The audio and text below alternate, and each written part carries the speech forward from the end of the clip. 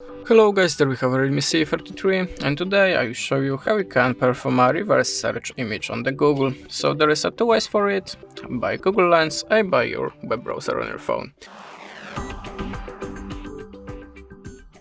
So we will start from the Google Lens way, so open your gallery and choose the photo what you want to search in the Google. I choose that one and click here on this small icon to search it in the Google by Google Lens. How you can see, now we are looking for this photo or similar photo in the Google. Okay, now is the other way. Just go to your web browser, go to the google.com, and now it's very important thing, you have to enable a desktop site. Accept everything, and how you can see, this small icon camera appears in the desktop mode. So click it and click on upload a file. Click allow and choose your file again.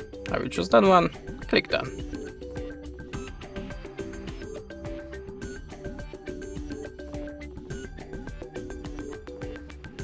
How you can see, now I'm looking for this photo in the Google and for information about this photo.